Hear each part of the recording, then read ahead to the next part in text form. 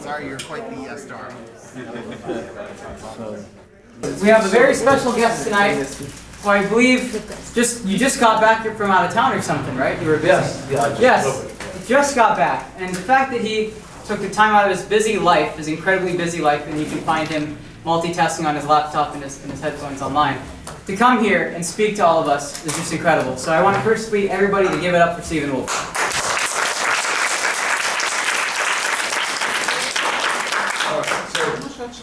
As I understand it, the topic is computing least longevity. Yes. And I realized that I did a project a few months ago, which I actually am still pursuing right now, that is actually directly relevant to that topic. And in fact, I have a thing that I'm about to start working on that is also very relevant to that topic, and maybe you guys can help me do some of that project a little bit. But let me explain what the point is. So I got interested, so I was trying to understand things about the foundations of machine learning, basically why machine learning works. And that led me to return to something that I looked at in 1985, which was questions about why biological evolution works. And in 1985, I made some very minimal models for biological evolution, which didn't work. So now that I know that machine learning does work, I decided I should look back at these minimal models for biological evolution, and to my considerable surprise, they actually worked.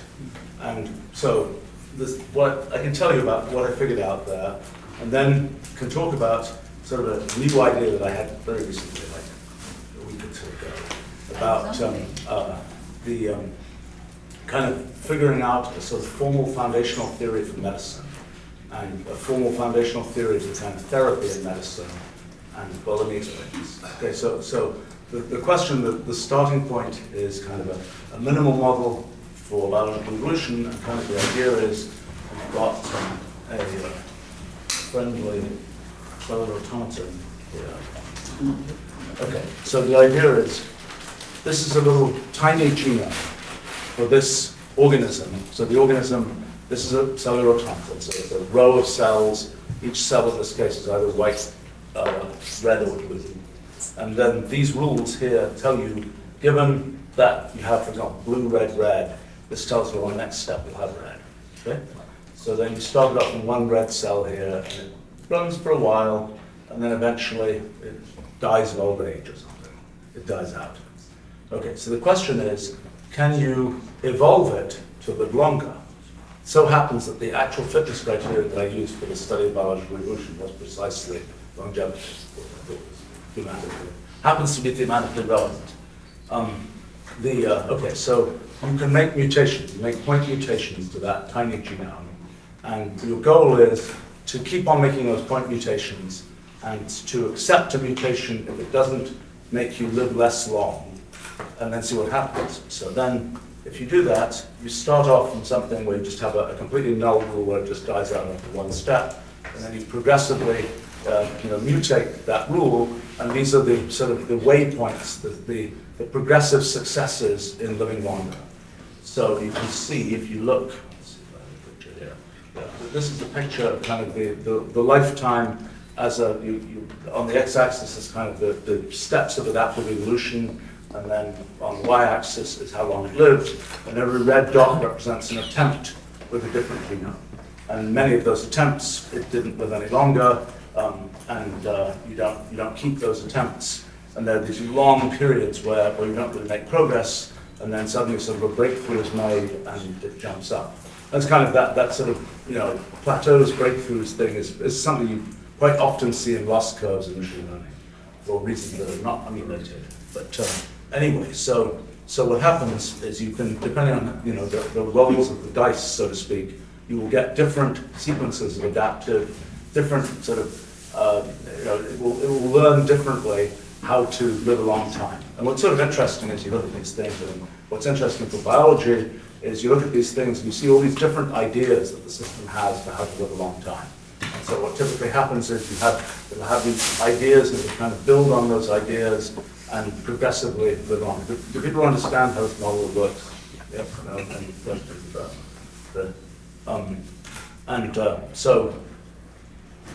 so then there's a bunch of stuff that you can do about asking, because it's a very simple model. You can kind of look at sort of all possible paths of evolution in this model. So there's kind of all the possible ways that you could have modified the genome, and you could have evolved to a different state, and and depending on which, sort of on the right you have one set of ideas about how to live long, on the left you have a different set of ideas.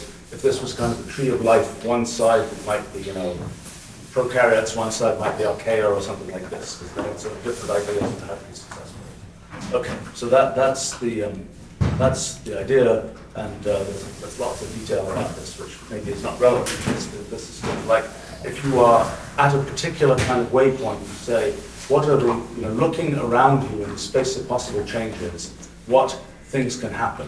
And you see that there are, these are sort of, this is the kind of local derivative of space. And you can do all kinds of things. You can draw actual fitness landscapes, all kinds of things like this. Anyway, the thing I thought might be of interest, but by the way, when you have, you can end up with critters that live a really long time, and you can some of these you can find by adaptive evolution, some you can just find by exhaustive search. If you want to know what's the kind of distribution of lifetimes, I think that's a typical distribution of lifetimes of all possible organisms. So it's a power law distribution for reasons that I don't understand. But what's also kind of interesting is if you say, well, how does the thing manage to live a long time? Well, most of these, in a few of these cases, there are kind of identifiable mechanisms that you can see. But most of the time, it's very hard to explain why it lives a long time. It's just doing all these complicated things, and it so happens that, yes, it lives in 300 steps, for example. So it's kind of it's a little bit, disappointing if you want to have a kind of mechanistic theory of biology, because it says, what's happening is just this lump of computation that happens to achieve some particular objective. It's not something where we can understand, there's this mechanism that's put together this way, that way. Anyway, so I thought the thing that might be interesting to look at, let's see, you can look at what happens if you, if you're doing adaptive evolution with different criteria, like these are ones that, I think these are ones that were evolved to be wide rather than to be tall. And I think those are different, and I think there's ones here, I forget which ones. There's some which were evolved to have a length to width ratio equals pi. So you can get it to evolve to do all kinds of things. And it's sort of interesting to see what structures you actually get, because none of these structures are things that you would have, if you were sitting down and saying, I want to make a cellular automaton whose length to width ratio is pi, you would never have come up with stuff like this. This is a kind of a thing only to be found by kind of searching the computational universe of possibilities. Okay, so let me show you something that I did a couple of days ago. First of all, you can make much bigger versions of, for example, one thing's kind of interesting is if you want different kind of fitness functions, it turns out it's the same underlying graph, but the graph is kind of explored in different ways depending on what fitness function you're using. And that has all kinds of consequences not yet properly worked out. Well, this is impossible to see, but this is a much larger case of looking at the possible paths of evolution for a slightly larger set of bigger genomes, so to speak. But the thing that I just started and didn't really get very far with is this thing here. So I was interested in, given that you have a creature, so to speak, that's been evolved for a while, so it's been set up so it lives a long time, so it has achieved some fitness purpose, and then you perturb the thing. So in other words, it's a happy organism that's living a while, whatever else. Now let's say you give it, there's some trauma that it experiences, it gets poked in some way. The question is, what will then happen to it? And will it sort of, when it has those defects, will it show certain diseases that cause it to die out quickly? Will it live longer? What happens? So, you poke it, and then, yes. Stephen, may I add to that, if you didn't say it already? Has anybody heard of the term hormesis before? Yeah. Hormesis. It's sort of like this idea that you stress. Okay, go on. Hormesis. It's like a good stress, and that it's a stimulus to get better. This is actually something David Sinclair has probably more popularly coined than other people. And you see this thing everywhere in biology. So I'm really interested in what you're going to say. Okay, well, I don't know the end of the story because Yes.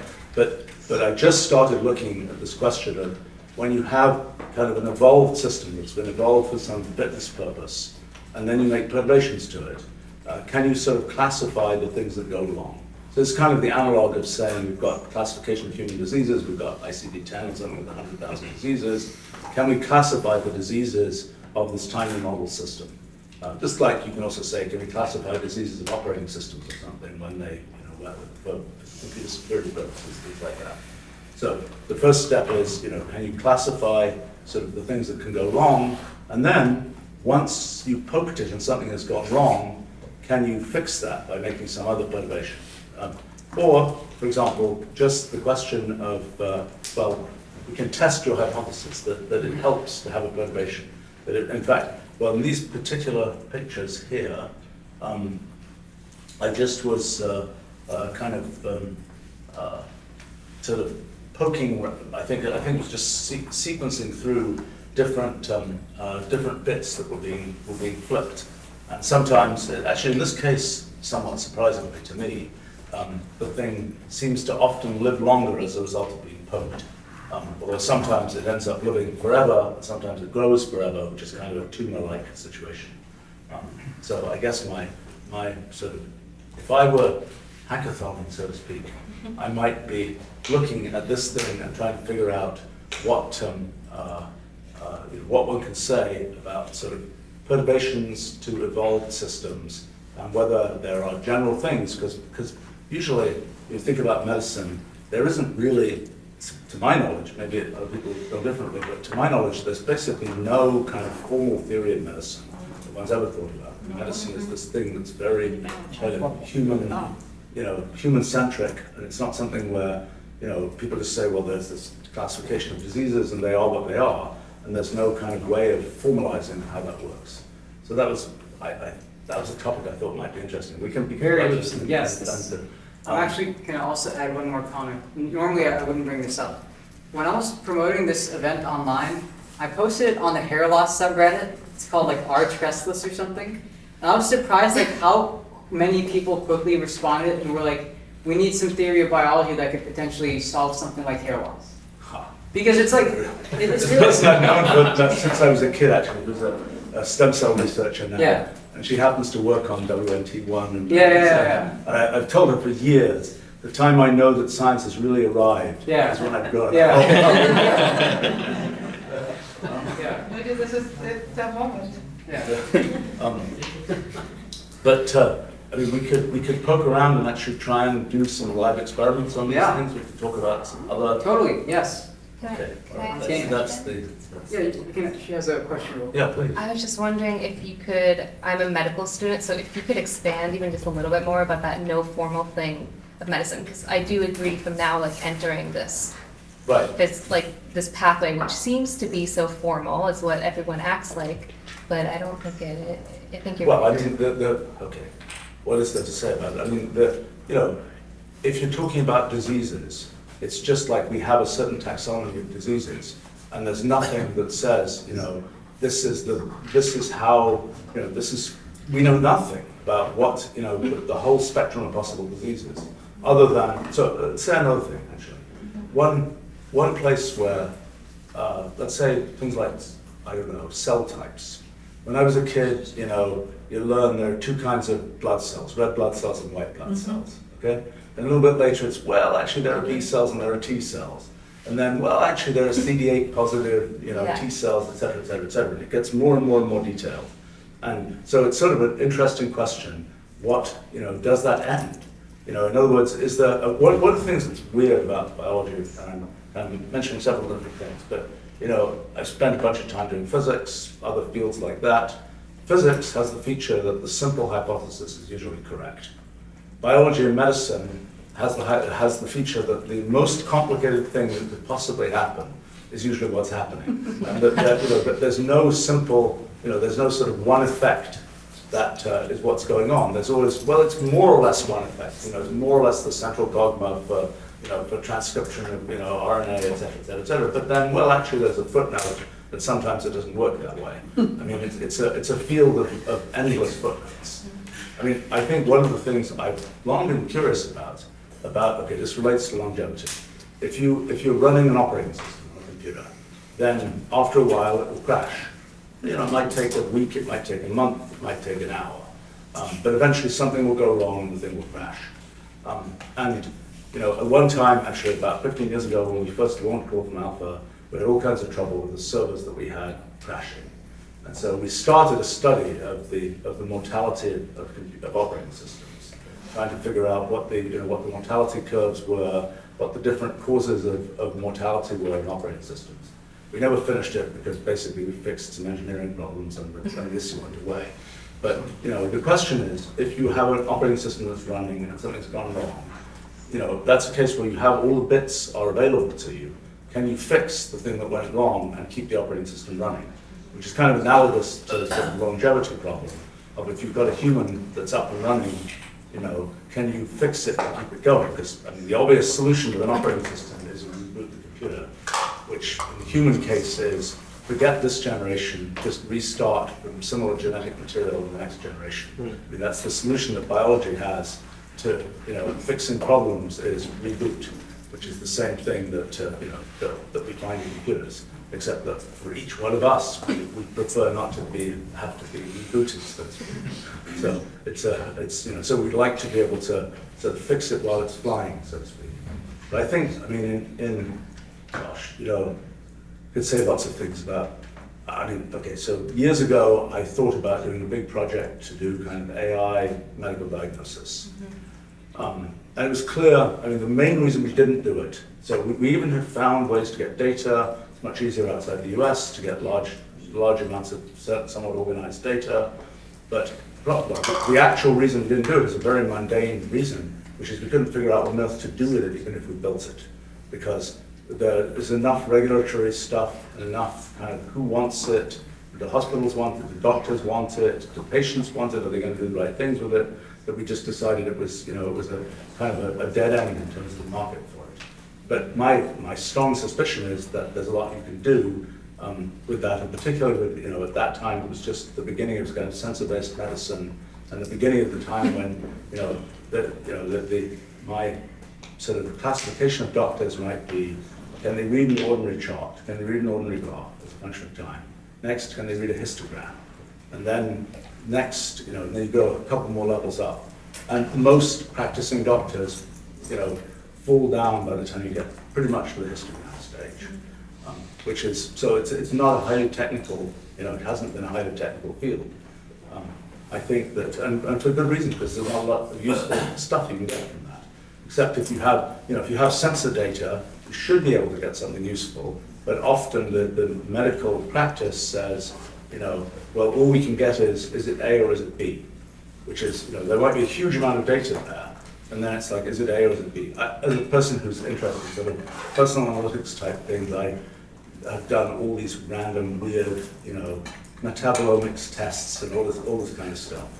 And, you know, the main thing that you find from that is you get lots of data and nobody has any idea what to make of any of it. Yeah. And, you know, like I got my genome sequenced back in 2010, and I think that was about human number 32, I believe. And we happened to be working with a company that was doing a lot of sequencing stuff back then. And it was a somewhat useless experience. I mean, it was amusing because I had hired somebody to try and understand my genome. And the first email from this person was, there are 770 diseases you might have. And, you know, many of which would have killed me in the first, you know, day of life or something. So, you know, we can know that one doesn't have those, but Talking about useless information, are you sure that most of us would not like to be rebooted? well, it depends what you mean by rebooted. I mean, this becomes a complicated philosophical question. Like I know in my email I have some pitch from somebody, maybe here, I don't know, somebody who has a company that is a whole brain emulation company. They're trying to get off the ground. And it's a bit unclear, you know, if you meet your whole brain, you know, emulator, it's unclear, I don't know what it would feel like to meet one's kind of successful whole brain emulator, whether you just say, well, you know, I'm kind of done, my whole brain emulator is going to take over from now. I think it'd be, you know, That's a weird experience. And the other more useful question, do you think the reason, the fact that we don't have the systematic medicine is that we say medicine is not a science, it's an art? Well, medicine as it's practiced is a lot about humans interacting with humans. I mean, I will admit one of my sort of weird hobbies is that I've learnt a decent amount of medical diagnosis. So Nice. it's, and actually many times I have, people say, oh, some doctor told me this, that, and the other. And I say, that's really not plausible. And, and I've been very successful actually. A bunch of diagnoses of people say, somebody says, I've had this, some doctor told me I had this 5 years ago or something, and say, you really can't possibly have this. Just go and find a doctor whose specialty is that thing. And then they'll say, well, that doctor says they don't have this. So it is interesting though, I have noticed there is a characteristic probability error that is often made in medical diagnosis. And well, first statement is, young doctors usually overdiagnose rare diseases, old doctors typically overdiagnose common diseases, because the young doctors just seen in medical school all these totally exotic things. And the old doctor, like, I've never seen a case of this weird tropical disease or whatever. That couldn't possibly be what it is. And, but the other thing that happens that I've seen many times is people, at the beginning there are 5 possible diagnoses. You do a bunch of tests. The tests exclude 3 of those diagnoses. You go chase the other 2 diagnoses for a long, long, long time, until it becomes clear that neither of those diagnoses is actually correct. But you don't then think, let's go back to the original excluded diagnoses and re-examine those. It's a really common mistake. I mean, it's something where, a computer system doing that would not make that mistake, almost certainly. It's the same thing as when that, IBM publicity stunt with winning Jeopardy and so on was done. I think the main thing that ultimately let the computer win was not that it actually did better at answering the questions, but that it didn't make certain probability mistakes about how to, I don't actually even know how Jeopardy works. I just remember that fact about how that competition worked. But, I think in terms of, right now, medicine, as it's practiced, there's a lot of decision trees that, get used. There's, in terms of modeling, very little of medicine is based on like modeling features of humans. I mean, there's, the endocrine system or something, you can make some models with differential equations about what's going on. And you can make, if you're trying to figure out, some, I don't know, facial surgery thing, and you're trying to figure out how will this, if you make this change for a 5-year-old kid, how will that develop when the kid gets older, those kinds of things. There's sort of calculational stuff that can be done there, but there's rather little that can be sort of, has been successfully made kind of formal and computational. The thing that I was wondering is something much more global, which is, if we just think globally about sort of what goes wrong with the systems that we care about in medicine, which is mostly us, can we make any general statements? What would it look like? For example, in this, can you fix the operating system that's running? It might be the case, it is almost certainly the case that for reasons of sort of foundational computational reasons, that there is an infinite hierarchy of things you have to fix. That is that if you try and say, can I make this operating system just live as long as possible, then there's maybe one thing that kills it in an hour, you fix that, there's another thing that kills it another 15 minutes later, et cetera, et cetera, et cetera. And it's sort of interesting to know, should you expect that there's an infinite tower of these things that have to be fixed? And can you say anything about the frequency of those different things and whether one fix is likely to fix many things and so on? I think, I'm guessing that there are some fairly formal kind of computational things you'd say. The thing that sort of inspires that hope is that this little model of biological evolution that I just made turns out to reproduce and sort of explain a lot of known features of actual biological evolution, even though it's a very simple formal model. So that's sort of the reason. Does that have a hand up? No. I have a. Oh, I was gonna say, yeah, the reboot idea, it just kind of reminds me of like psychedelic therapy for like PTSD and that kind of stuff. It's kind of like a reboot of your consciousness. The thing that most reminds me of that, I have to show you, Not that I know. Well, it doesn't reboot the whole system, it just reboots your brain. Right. It's a refresh. And if you, Not a reboot. if you really want to look into it, there's a patent on thinking patent. Okay. And it's a low, very low TNS that you apply to the brain. Take a look at it. Okay. So here's a way of sort of analyzing that, maybe.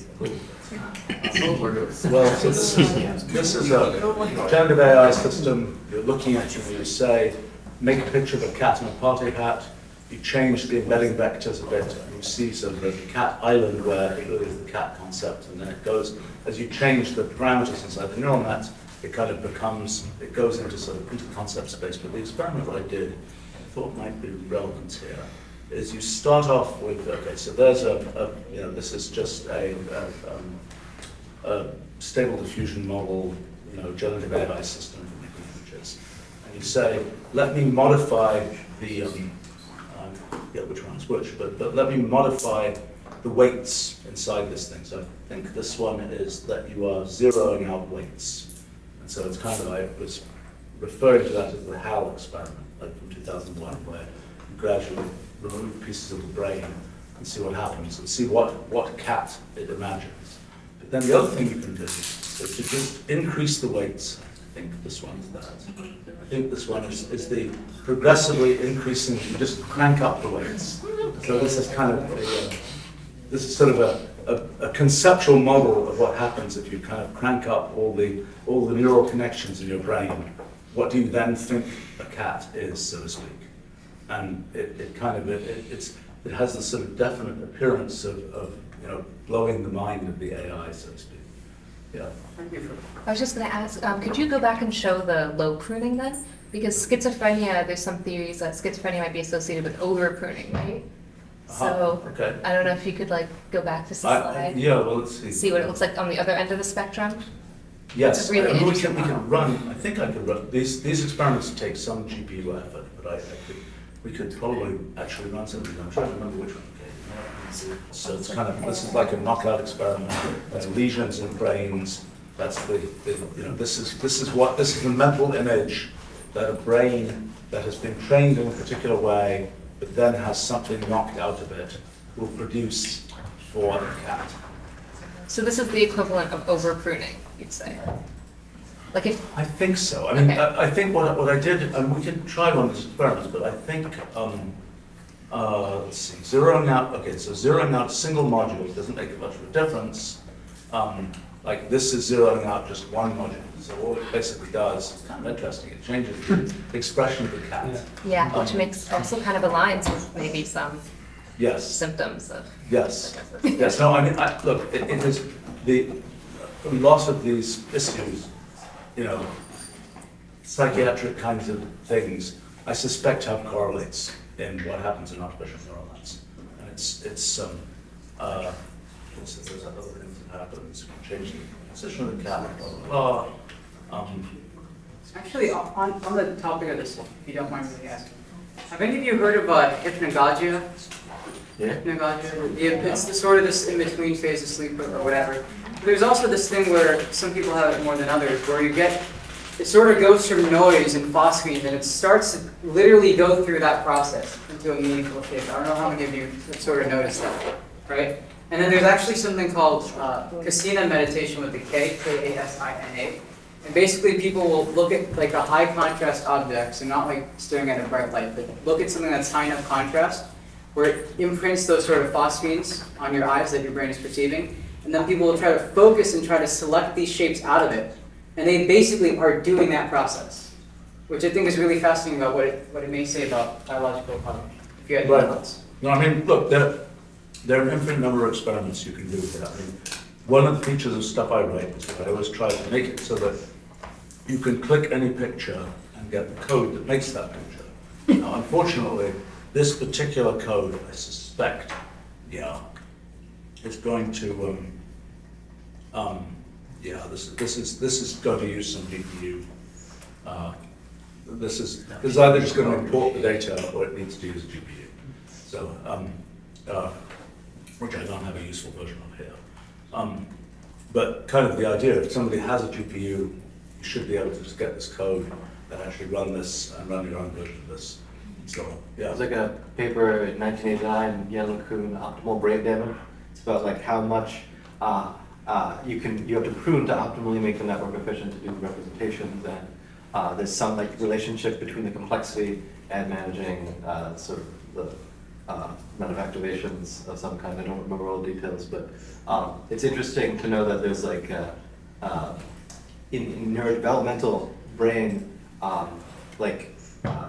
growth, there's like more learning happening quickly, and then it sort of stabilizes, and then it's like keep adding more examples, like, which is kind of very different from how CNNs are trained. But you have these like vision transformers, they start to generalize their ability to kind of go across different images in a way that's strikingly similar to the activations in our brains, which I don't know what it implies about the structure of how we process visual and also conceptual information, but maybe there's something there. I mean, not that much is known, right, about, I mean, the primary visual cortex, we kind of know how that works for actual brains, but higher level processing seems to get difficult to know what's going on. I mean, what's the, you know, like those early things about how dropout is a good idea in getting trainable neural nets. I don't, you know, people claim that there are neuroscience correlates of that. I'm not, yeah, so I don't know in the modern world of vision transformers, is there, I mean, I don't know of correspondence. Maybe somebody, Joscha, no, we're going to pick on Joscha. That's, but I do have one more thing to sort of quickly mention about the damage thing and the hormesis thing and what we were talking about earlier. Is how many of you have heard of this thing called like savant syndrome? Any of you? Savant? Well, there's an even weirder thing where there's this thing called acquired savant syndrome, which means that people will undergo some type of light to heavy traumatic brain injury, and then they sort of go through a recovery period and end up with sort of this very incredible like calculating ability of large amounts of information in a more quantized way in a short amount of time. It sort of just happens. Or they have incredible calendar calculating ability. There's this one guy, Jason Tatchett, who I really want to talk to. He got like mugged at a bar or something like that in Seattle like 20 years ago. And he basically, there's actually somebody at UM, I think it's called the Brocard Lab at University of Miami that was studying this, that they wrote it up as he had some type of synesthesia that made him think and experience everything in terms of shapes. And so everything had its own internal shape language, just as the letters or whatever we have on our tablets or screens. They're not; those letters don't mean anything in and of themselves. It's because you're sort of trained on that. And he trained on this other, seems like a different kind of way of interpreting things, which also ties into that thing about literally interpreting the same thing differently before with biology and medicine. And I wonder, like, what are we missing about the computational properties of the brain and biology in general if there seems to be like these really odd abilities, and especially because they happen so like acutely compared to like trying to manually learn a skill. I'm just wondering what your ideas. I don't know, I mean, this whole question about associating different modalities of things, I mean, that is eminently studyable, I think, in artificial neural nets, but I don't know of any synesthesia studies. Yeah. And I mean, one of my kids happens to have synesthesia. Yeah. And I just recently read this study which says that actually the association of particular colors with particular letters and so on might be the result of having learnt your ABCs with a particular chart that had the A in blue, etc., etc., etc. Yeah. So I've been meaning, since I read that, I've been meaning to try and actually make that connection. Yeah. I still have probably the original ABC charts and so on, and see whether those are the colors. Yeah. But because otherwise it's unclear why somebody would associate purple with 7 or whatever else it is. And why would they pick that color? I mean, unless there's some real internal sort of brain connection with colors, but I think it's much more plausible. Yeah. It's just that it's the color that one happened to learn first. I looked at the data for sound. So the number of people experience synesthesia for sound and often associated with colors. And it seems that most of them assign the same colors to the same sounds, but not all of them. So there is variation in this, and there was also some hypothesis that this is related to a particular generation getting xylophones or whatever with certain colors that are associated in this way. But it's not clear if that is actually the reason. But there is variation in it, so there is no one-on-one mapping. But what we find interestingly when we think about it mathematically, color is some kind of polar coordinate representation in the brain, mathematically speaking. Right? You have some kind of intensity and an angle that. I mean, there's 3 parameters from yes. 3. I mean, usually depends on how many colors you represent, but yes. So you can have play out in more than 2 dimensions, but it's this color space is something that you can represent using angles and intensities. And when you get experiential access on this layer in which the computation is being made, then you might have synesthesia. I suspect if you think of the brain as a multi-layer system, where every hop between one neuron to the next is a layer, sometimes you probably integrate by having to send information over enough layers. And if you are deficient in one neurotransmitter dimension, somehow the receptors are not working well, you end up with difficulty to integrate over deep layers, and you have to integrate shallowly, and you might have to stim to get your model of reality stable. You have typical symptoms of autism, and the inverse might lead to synesthesia, that you integrate over too many layers, and you basically get experiential access to underlying computations that are not actually semantically relevant, and are just the syntax of the geometry that you're producing. Well, one knows in the primary visual cortex that there are, these weird zebra stripe-looking patterns where both each eye, feeds in, and also different color. There are these pictures, of different, where the different, color receptors end up sort of, mapping onto the visual cortex. So I suppose your theory might be that when you think you're perceiving something at a higher level, you're actually seeing through to that lower level representation in which there is a coordinate system basically for these colors. You can typically induce synesthesia in people by giving them serotonergic drugs, which leads to some disinhibition, and maybe you are basically integrating over more layers in that state. It also leads often to people having stronger sense of empathy, perceptual empathy with other people. So it seems to be that we are integrating information more. Also, incidentally, people tend to overfit on these substances. Well, I mean, you're talking about what, SSRIs or what? No, psychedelics. So substances like LSD and MDA, for instance. And just for my information, you very quickly said, and the theory for autism is, what was that? So basically, if you integrate not over enough layers, if you are not able to integrate very deeply, you will be forced to find patterns in the layers directly below the concept that you are forming. And this means that you will tend to be in a world that is relatively shallowly integrated. I think the reason why computers are catnip for people with autism like me is because it's a world that is entirely made of shallow scripts. You don't have to see deeply. You have to look for patterns at the next, the previous layer and integrate over them. And so hallucination is artificial synergetic stage? Hallucination is basically non-predictive tracking of sensory data. Normally your sensory data is tuned to predict what happens next on your retina and on your skin. And if it's not, if it spins off, it happens in this schizophrenia or so, that your representations are not constrained, but what makes them predictive. Then you tend to end up in world representations that don't make you successful, because they're not correlated with the events that you're going to observe. Hey, I'm curious, what kinds of things do all of you study or all of you? We've identified that. But One thing I want to ask about the inducible synesthesia. You remember the olfactory thing I was telling you about before? Yes. Okay, so this is kind of weird. Maybe somebody else has tried this before. When I was a kid, I used to take my parents' fragrances, usually colognes, take to break the seal or whatever, and I would try to make these patterns and matrices just to represent whatever shapes, whatever it was. And I would try to really smell that. Really focus hard on smelling that, differentiating those smells, and then associating that with either another smell or an existing idea or a shape or whatever. And I noticed that if I started doing this enough, and after a week of trying it, I started thinking in terms of smells. Because my sort of initial idea is, I wondered, I wonder how dogs could perceive the world. right? I mean, a lot of us usually think, maybe some of us think, more visually, spatially.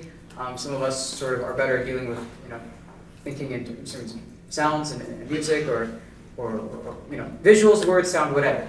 But how many people are like experiencing the world in terms of smells? Because the weird thing, and I still have like a bit of this today, is like, I have an internal smell that I associate with that. It doesn't mean that jacket smells like that. It's a completely, seemingly uncorrelated thing that I've correlated in my head. And what was really cool is that I could then have a separate piece of paper, and I even did this with some friends. And if you have these smell patterns or whatever, you'll smell through it, and you're reading it like you're reading a normal language on a piece of paper, but it's through smell. And you're thinking just how you can combine two different words together in terms of the orders of the letters to make different things, or shapes together, or visuals together, like you're an artist. You can do that with smell. And you're actually thinking, like if you have two smells and you try to combine them, you get like a third smell. Right, so, I mean, that's like color mixing as well. Yes. No, I ran into this company recently that claims to have finally decoded kind of smell space. Because, for color space, we know there are 3 color receptors that we have. We know that any color that we can perceive is, either a combination of those. If we were like mantis, if we were dogs, there's only 2 color receptors. Mantis shrimps are said to have 15 color receptors, etc. It's claimed with varying degrees of convincingness that the XX chromosome, females of a species can have 2 different populations of, I think, blue cone cells, which leads to sort of hyperacuity in color if you can sort of decode those things. It's, the XY chromosomes don't get that. But this thing that, let me see if I can look up this company. I don't know what it was called. Joscha, could you comment a bit more about perceptual empathy? How do you think about that? I think that it's a model of the state that the other person is in, that is not happening via asynchronous inference, but is happening basically in real time on a perception level. And I suspect it works by building a feedback loop to the other person. In some sense, you're basically picking up on signals in this other person, and it can be bidirectional. And in this way, you can experience states that you cannot experience alone. For instance, you notice this when people are playing jazz and they get in a groove together, that they will be in a state where they can play music together that they could not play alone.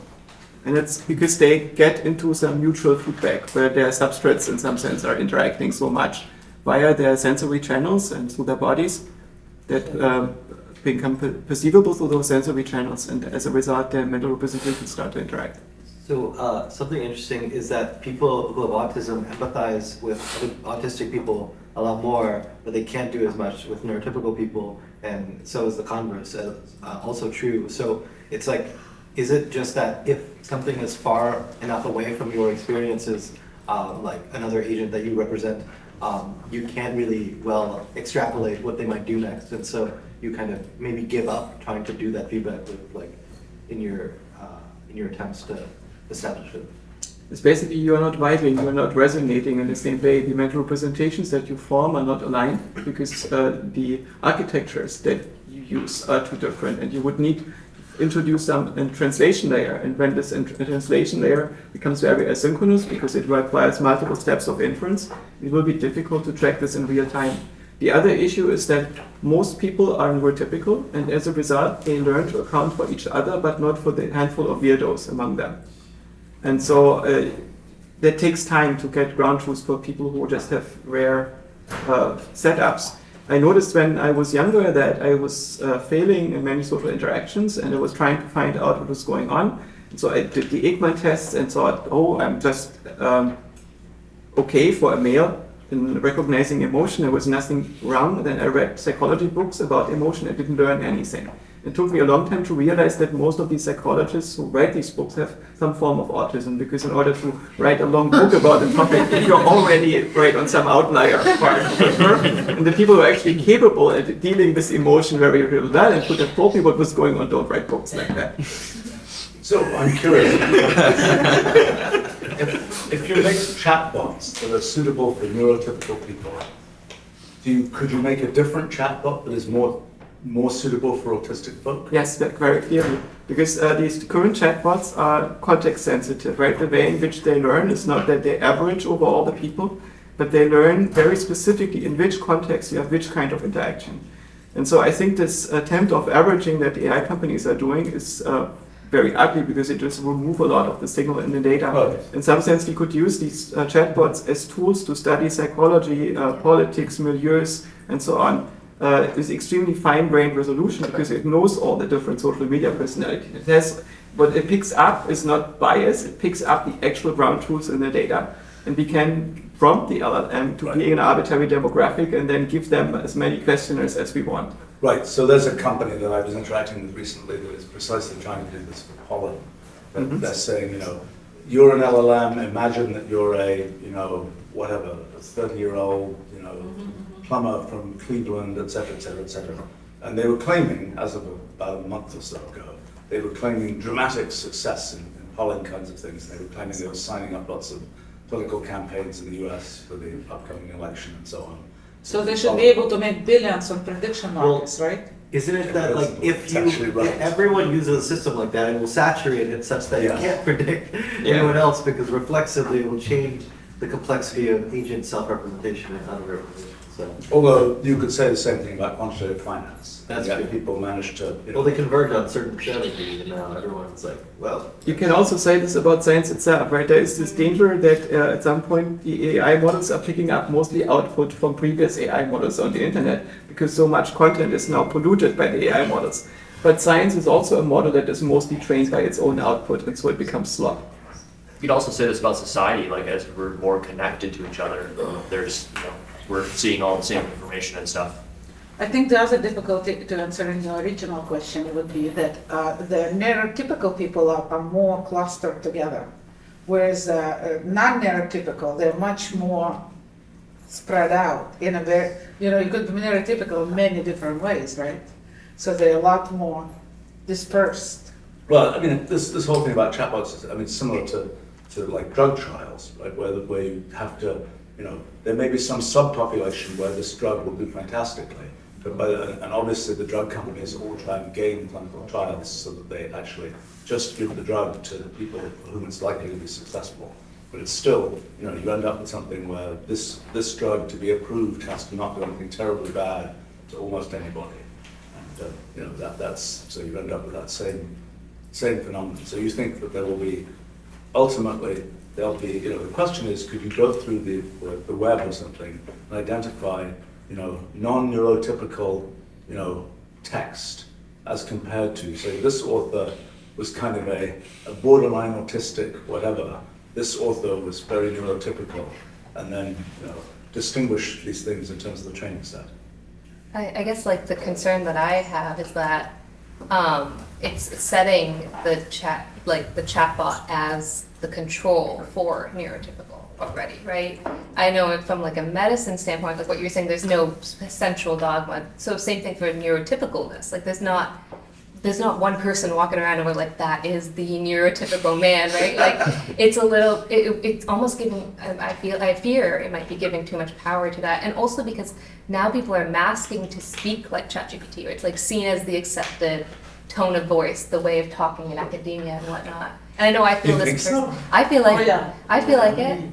Academia is merging into.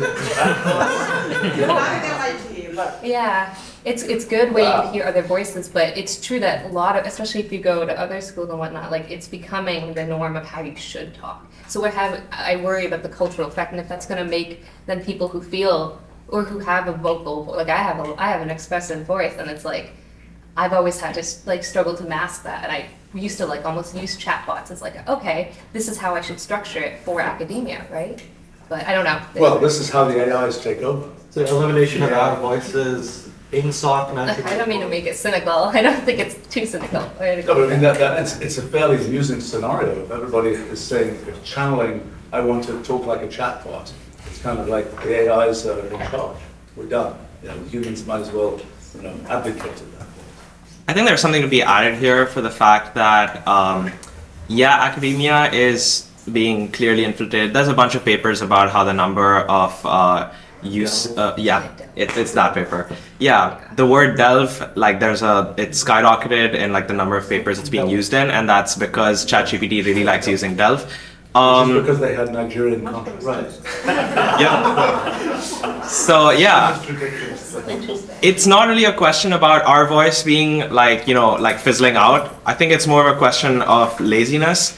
And the essential problem here is you always want more and more training data. You want better training data. But the thing is, right now the approach is to throw like just piles and piles of data as much as you can get because it's producing good results. At some point, when they're starting to hit a bottleneck where they're making synthetic data, and the problem there is, again, now you've got rubbish in your data, and how are you going to sort through that? Because on the surface it does look good, but on the other hand, when you're training it on that quality data, you notice that there is a lot more information density in what you've got. So I think the difference in academia, or like, learning that, okay, the way how chatbots talk is how I should write for academia, it doesn't really work that way because anyone who's written probably more than like 3 or 4 papers will notice the best papers have a voice to them.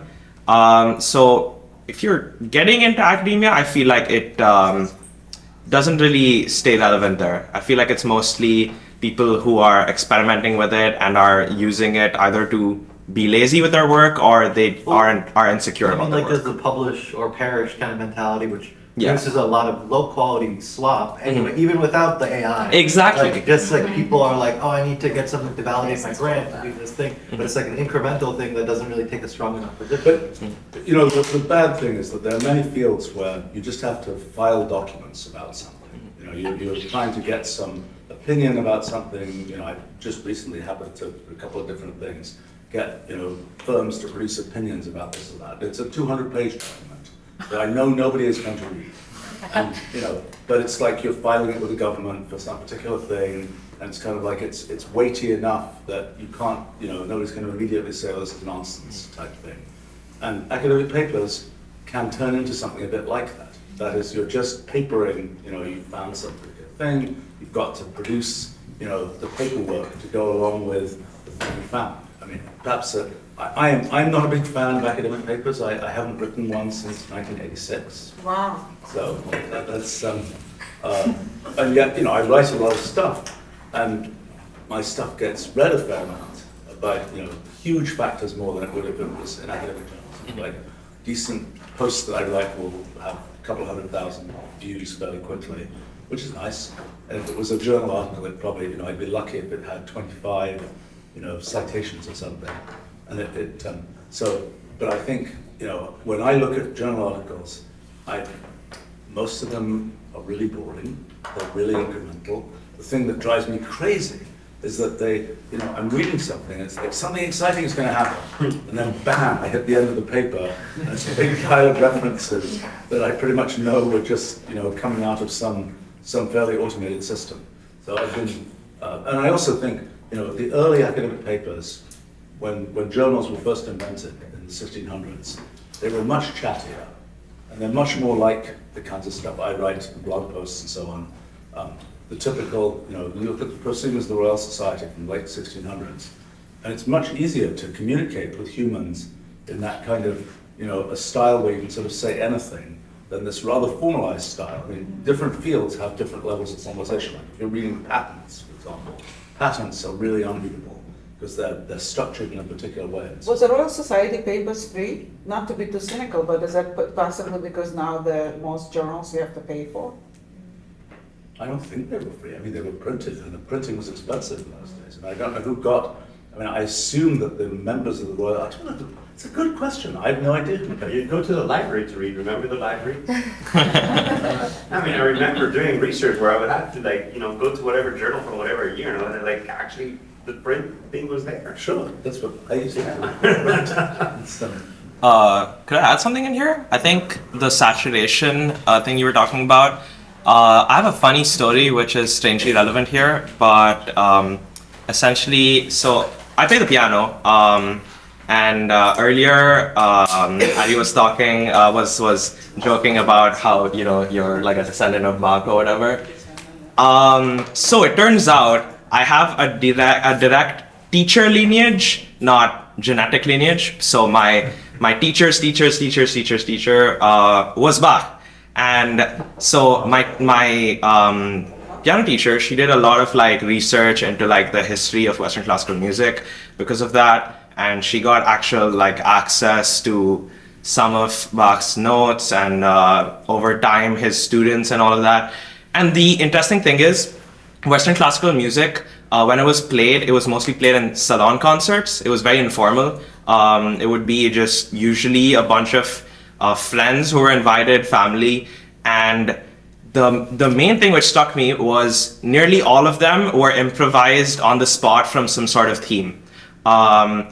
And it was extremely informal that way, and it was meant to be improvised. So whenever you see like a Western classical piece that was written before approximately 1830 or so, you can assume it was meant to be at least slightly improvised upon. And that would happen. There are records of like many prolific composers who would start off with a theme and then they would keep iterating on it just for a performance. And I think like over time, when you're trying to learn like essentially the greats of a certain field, you tend to develop a formalism because you put them on a pedestal, but then you're losing like what made the field so strikingly elegant, which was the fact that you can adapt it to your audience, you can think about it in different ways, you can explore new pathways which lead to new movements, essentially. And I feel like that happened to Western classical music, and that could be what's happening here. You know, like one thing that is a dynamic that I've tried to do is kind of, if you're doing science, do open science, where you have, you know, you actually live stream the discussions you're having, the experiments you do, and so on. I've done tons and tons of that. And it's a very interesting dynamic. It's amazed me that academics have not done it. I don't know of a single one who's been prepared to, you know, live stream their lab. I've been recording, like, I don't know if you guys noticed, earlier today I recorded my own talk on Zoom. And I've been recording all of my research conversations for the last 2 decades. And this basically provides an archive for how ideas develop. Everything is like labeled, organized, traceable, like AI parsed, etc. And the live component for us professors is like fine, but for the students, it's a little uneasy in the sense that they're like, okay, well, I have my research idea that I'm working on, and now my competitors will be able to watch it. So I mean, we could say that about our company too. But I don't worry about it too much. Again, you're at a different stage of your career, so basically well, I know, but my company is still a company where, I mean, I know... It still doesn't have tenure. But, I had tenure long ago. You don't need to defend yourself, it's okay. I only wish that more people would try to copy what you're doing. Your stuff is so unique that you'd almost beg for more people to try to copy you because, you know, frankly, there's an enormous barrier to entry. In some fields, the barrier to entry is lower. And there, the idea is perhaps worth a little bit more. But is the reason the barrier of entry is lower is because the research is not so exciting and that you hit the end of the wall when you finish reading the paper, as he said? So for some things, after you've seen them, they're obvious. Before you've seen them, you're not quite there yet. And there's many papers that I've written, and after the fact, they're just like the natural thing. But to get to that clarity of thought, it took a long time. After you've seen it, of course, like, it makes complete sense. So, you know, I don't want to dismiss something as, like, basically, unless you've written it, it's very easy to sort of get caught into the trap of, oh, you know. So also, science and academia are not the same thing. They're two different ideas. Academia is in many ways a praxis, and it's set up in such a way that you get certain certificates in a very narrow field, and then you are entitled to say that 2 + 2 = 5, and only the people within your narrow field can talk back to you. And this makes you safe, and it allows you to create arbitrary subcultures that allow you to meander in any kind of direction. And very often, a lot of scientists are basically not people who are driven by the need to do science, to do work at the edge of uncertainty and take risks or whatever. There are people where the guidance counselor said it's good if you are somebody who applies methods. I think, Joscha, I think that the fundamental thing is science is a victim of its own success. When science was much smaller, the only people who did it were people who actually really wanted to do it. But when it becomes a profession where lots of people can do it, you end up with a situation where the people who are doing it aren't necessarily the most, don't have to be the most motivated, because it's actually fairly easy to be a scientist, so to speak. You don't have to really be out there. As a science, I want to beg to disagree. Okay. And basically say that it's so much easier to just go off and do something else. It's like, basically, I feel that the level of sacrifice that one needs to make to be a scientist is enormous. Really? And yeah, of course, this is like, basically, I mean, well paid. Are you kidding? So industry salaries at the level of science that a professor does, industry salaries are like 3 times your pay. Yeah, in industry you need to be useful. That's academia. You can't be part of employment. Self-actualizing. You are decoupled from whether the stuff that you're doing is actually useful. I found that when in the time where I was blessed to be allowed to work at the Media Lab, there was this freedom that is being described. I did not experience the same thing in academia in Germany. It was much more streamlined to what was currently being funded. There's also a mode that you are alluding to in the way in which many people operate. Most people, most neurotypicals are parts of hive minds, which means that they do not feel entitled to have independent thoughts in the dimensions that the hive mind is controlling. So when you talk to somebody who's possessed by a political idea, there is typically no way that you can change their opinion with a rational argument. Because if they would change their opinion, they would lose all their friends. Right, so their employment often depends on having a certain set of opinions. A similar thing happens in many areas of academia. You are expected to have certain opinions to become the president of Harvard, and you should not be edgy, you should not be violating expectations in any way, right? So there is this ideal of the scientist who is the independent thinker who goes out to explore and makes enemies and then vanquishes them.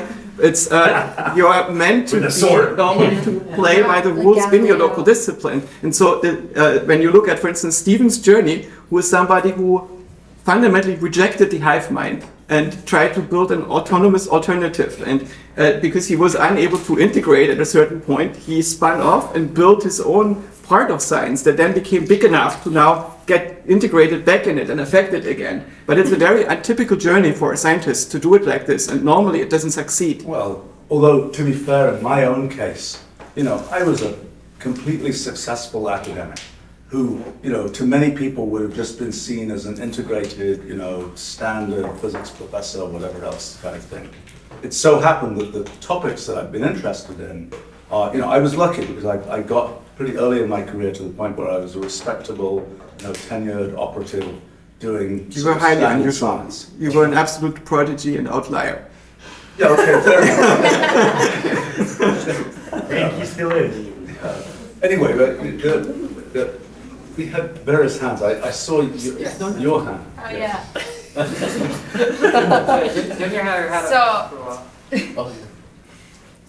So I've been thinking about this topic that early academia used to be different than current academia for a while. And it's interesting, on the one hand, I'm interested in automating science, which goes more into the first part of what we talked about, AI being able to do the entire academic process of what we're doing right now. But I think then when it comes to the more individual type science that is based on the person, we talk about longevity, and one of my hypotheses is that it actually used to be a lot easier when we were fewer people because of competition. Today, it's much harder to get a Nobel Prize than it was at the beginning of the century. Was there even a Nobel Prize? No, sorry, it wasn't. There was, yes, there was. There was? Yes, okay. It was around 1900. Because we were just like a quarter of the people we are today. Sure. And I think that might contribute to a hive mind that might build up and systems. There's this, you guys may know this, but I mean, there's typically a cycle of how things work in science and technology and so on. Some new methodology is invented, then there's a period of 5, 10, maybe 20, 25 years when there's a bunch of low-hanging fruit to be picked. The field advances rapidly, then more and more people go into the field becomes institutionalized, Right. then for the next 100 years, there's kind of slow growth. And, and that's why people often say, oh, nothing is happening, because they're looking at the fields that have already been established, where it's in the cruise mode, and they're not aware of the things which are happening on the edges where there's high growth. And I think, in science, for example, in any entrepreneurial field, in any field that's fresh and new, there aren't that many people. It's a complicated dynamic, because I've been there a bunch of times. I've built a few of these little, directions in science, and it's complicated because so my first observation is when you start a new thing and you get a bunch of people come into that new thing, if you wait 20 years, you ask what fraction of people who got into the thing early are still there. About half are usually still there, in my experience. So half have moved on to many other new things, and half were people who at random stages in their careers, the thing that came up, started to exist, was a thing that resonated with them, and they've been kind of looking for it all their lives, and they finally find it, and they keep doing it forever. But sort of the dynamics of what happens when fields are young is quite interesting. I mean, people come in from other neighboring fields, and they say, well, I'm really doing this field that's now trendy. But like people say, everybody says they're doing machine learning, even if the closest they got was some piece of statistics. Whatever. So that's one dynamic. The other dynamic is there are people who are sort of frankly on the, they will be flaky in any situation. They're kind of they're always on the edge, so to speak. And then it's a complicated dynamic. If you're trying to manage a new field, trying to navigate it, but how much do you deal with people who are coming in from another field who really aren't doing the field that you're trying to invent? How much do you deal with people who are kind of, obviously doing slightly crazy things, but they are at least brought into the concepts of the new field and so on. But I think the science, this business about how, once things are institutionalized, once it's big enough that it's institutionalized, there's, the high innovation period is over. But I want to ask, sorry, I just saw hands, but a follow-up. A lot of pioneers in their fields were often quite young. So maybe in their 20s to 40s when they were doing it, even the founding fathers, but also Turing or the Curies and these people. And we talked about reboot earlier. Maybe to progress, do we maybe need to reboot and actually this die? theory that science is done by the young, I believe is false. That innovative science is done by the young is simply false. I looked at this at one point. I think I even have some blog posts where I talk about this somewhere. Because I just looked at the data, and the data does not support that claim. So in other words, if you look at mathematicians, which is a very typical, so I think that claim comes particularly from this guy called G.H. Hardy, who was a mathematician who, I talked to people who knew him. He was kind of this sort of depressive guy who wrote this book called Mathematician's Apology, where he basically sort of said, after you're 25, you're all washed up in mathematics. It's just not true. If you actually look at when people did their important work, it's often much later. And in fact, one of the things that's true is that there are some fields where, the importance comes from integrating lots of things. And you kind of have to be older and have to have done more stuff for that to be possible. I mean, I can tell you many stories about people who, it's, I think this, the other thing is that people, most of us have at most one way of thinking and one good idea in our lives. And, it's like, and if your way of thinking is, it could be that you come in with your way of thinking, and you immediately, there's low-hanging fruit to pick. A broken clock is right twice a day. Yes, but I mean, you come in, there's low-hanging fruit, age 25 or whatever, you find that low-hanging fruit, your way of thinking is a match, you've got to win. Sometimes that way of thinking, it may not align that way, and it takes longer to find the thing for which it's a match. I don't know, I think it's the claim that sort of the great ideas in science are done by the young, I think is empirically false. I want to pick up a little bit on what you're saying about your way of thinking. Basically, again, I study the human brain, I study genetics, I study variation, And when you say your way of thinking, I mean, again, a lot of us, we're talking about the hive mind, and at the same time, we are programmed genetically to be different from each other. Whether we want it or not, we don't have two people on the planet with the same set of neurons.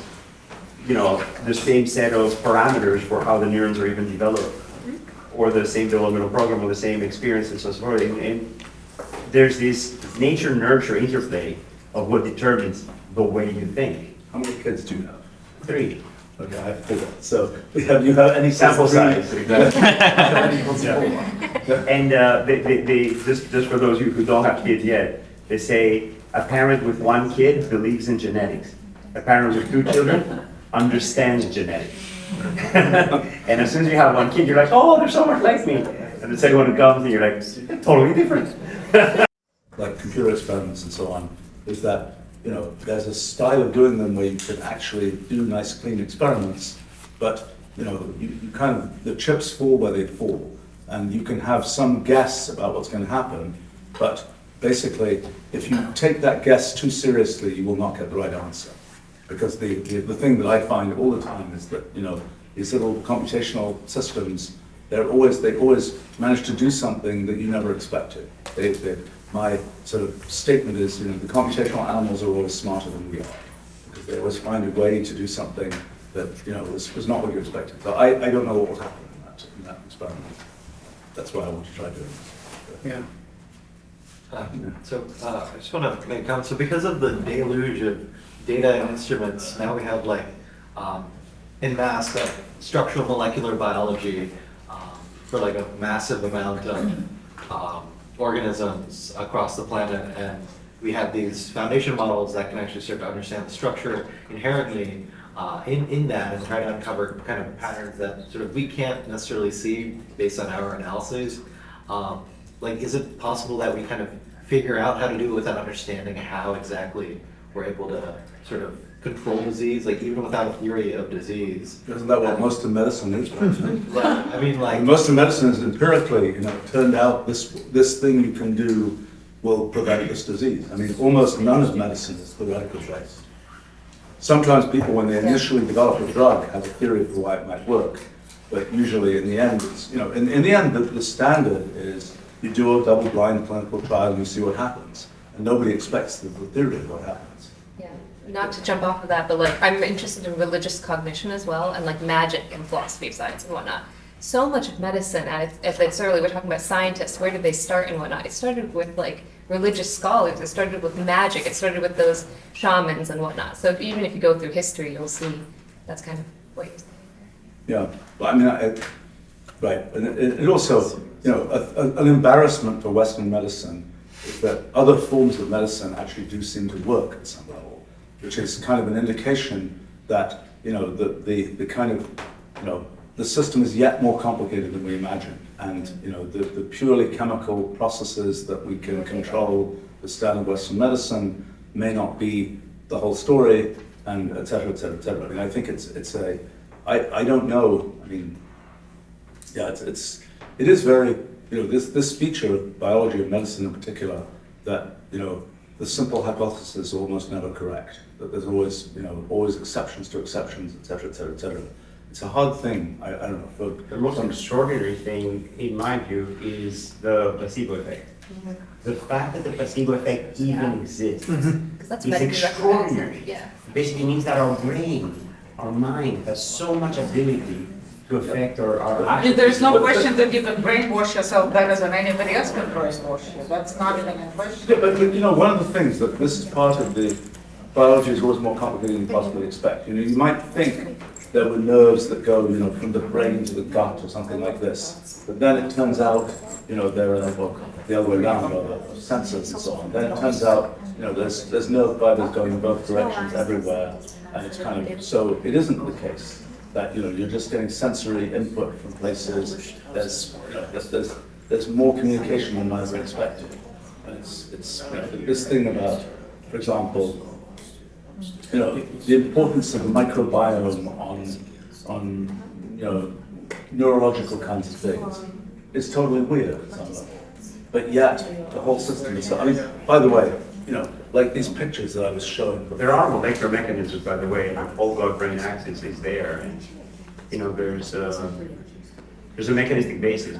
But basically, the reason why I'm picking up on placebo effect is because some of those traditional medicines are just simply you feel that you're getting cured, and you're getting cured. Can I respond to that too? It kind of relates to what he was saying earlier about okay, I love that idea about autism being in layers maybe on top of each other, or maybe some type of overlap within the model, because if we're talking about placebo effect, perhaps placebo effect is utilization of those like connections through like stimming, right? Stimming, yeah. When I dance to certain music, it looks similar to certain stimming methods, right? Like that are similar, there are universal factors that might be possible to find there is what I'm positing. No, and I'm all for you. So the placebo effect is easier to understand in the opposite direction.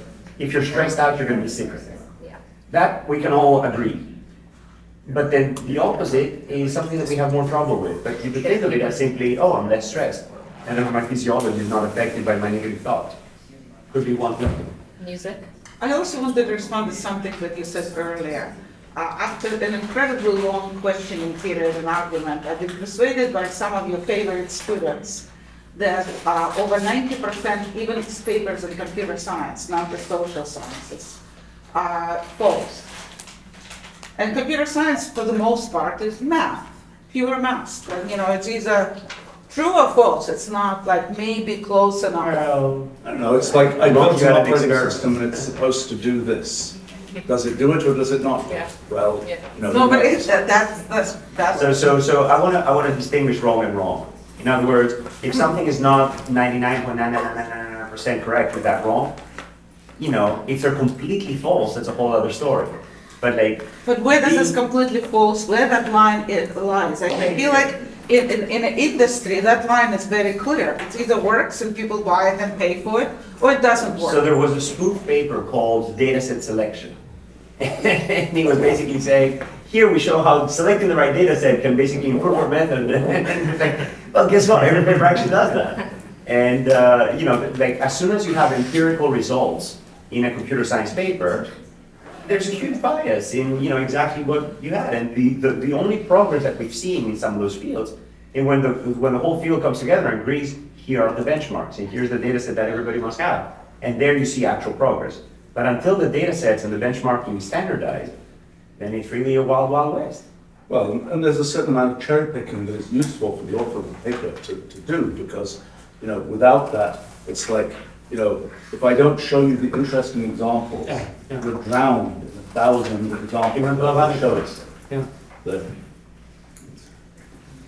So I was watching this interview by Eric Schmidt, and he goes on to state that the next 5 years for AI, it's going to be an AI a startup going to a hospital and collecting data and training an AI model and selling back that model to that hospital or to the doctor, to do some medical work. What do you think about this, and where do you see AI going in the next 5 years, 5 years? By the way, that model of how one might use AI is bizarrely similar to the model people had in the 1980s for how AI would work. At that time, there were these things called expert systems, and kind of the idea was you go and interview the expert, you specify what the expert does in terms of a bunch of rules in a computer, and you don't need the expert anymore. I have to say, I think what we have with LLMs, for example, right now, is kind of pretty much what we're going to, there'll be some incremental improvement, and there's some definite directions one can see for improving things. But I think, if you look at the history of machine learning, it has gone in a series of steps. There was one in 2011, one in 2022, et cetera, et cetera, et cetera. It has not been, people say they have one data point, which is ChatGPT, which is a big surprise to everybody, including people working on it.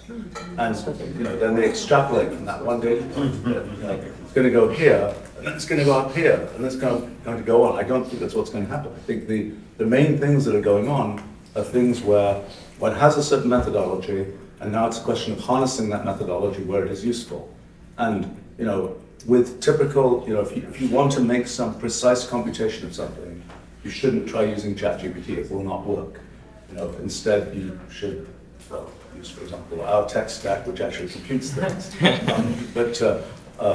You know, but if you want to make some kind of rough judgment call, where if you're right 80% of the time, it's a big win, then it's worthwhile to use, you know, to use some AI system. I think that's, you know, so I think what's emerging right now is, you know, the use cases for these things where it fits in well are, you know, being discovered, and people will be very successful with those. You know, but the idea that it's kind of neural nets are just going to take over everything, I think, I don't know what the opinion about that is around here. I was at some Silicon Valley thing recently, and I think my impression was about 5% of the people there were true believers who just were like, neural nets are just going to solve, we just feed in enough data and neural nets will just solve everything. Maybe 15 or 20% were skeptics. I want to add a perspective here, which is that humans think in intuitive ways, and ChatGPT can do that. But humans also spend 20 years in school to learn how to think like a machine with flowcharts and steps and etc. And machines have been great at that, but LLMs are not, because LLMs are more the intuitive thinking. Yeah. When we are thinking about extraordinarily creative humans, sometimes it's that ability to combine the two, to basically have the step-by-step thinking and sort of have all of the rules that you're applying like an expert system, and at the same time sort of make these, weird connections. And I would say that we had the time of the expert system, we had the time of the graphical representations and all of the, and that's still around. And plugging that along with the sort of intuitive thinking of an LLM is probably close enough to the right ingredients. It's pretty powerful. I mean, look, the thing but I don't think anybody believes that it's just going to be LLMs. I think that there are some people which think that. So basically, there are some people at OpenAI who tell you scaling works, and everybody who said that scaling doesn't work has egg on their face right now. And you just scale further, and all the problems will disappear. And so far, it's a valid strategy, and it will probably continue it until it stops working. But Stephen, I wonder, what do you think of the universality hypothesis? It's something that Chris Olah came up with in the context of explainability. And he basically looked at this interesting observation that the different vision networks that exist have the same features and have roughly the same structure. And it's even comparable to the human visual cortex, as a grad student of Tommy Poggio found out, right? And so the universality hypothesis basically says if you have a good enough learning system and you train it on a certain set of inputs and outputs, it's going to end up with roughly the same structure and the same features, the same model architecture, regardless of the particular algorithm that you're using. And so if we take a big enough transformer or recurrent neural network and we train it on your input and output, are you going to wake up in it? Or is there something fundamentally missing? Are we something that is different from a system that is end-to-end trained on being human for an evolutionary time span? I mean, this idea that kind of the features that exist in the world will be universally found by something if you kind of bash it hard enough in the way that it learns, that sounds quite plausible to me. I mean, look, the thing that my current understanding of machine learning, from these little experiments I was doing recently of trying to find these minimal models for machine learning, I should show you some pictures, perhaps. This is the typical situation, right? The neural net does its usual thing. But what I was looking at was these, well, first of all, neural nets where you can just have a grid of neurons, and then neural nets where the whole thing is discrete. All that happens is every cell just has one of two possible functions. And then you can ask yourself, can you train such a thing? So here's a training sequence where you, in this particular case, trained it to do this rather trivial thing of running for 50 steps. And you can say, well, let's try running that training multiple times. You get these different, sometimes you get mechanically explainable kinds of behaviors.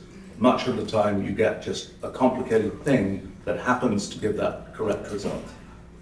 And so you can do this, you can actually do this, well, we did it for MNIST actually, which I don't have a picture of it, but you can train these things that are just arrays of ANDs and XORs. you can train to do MNIST.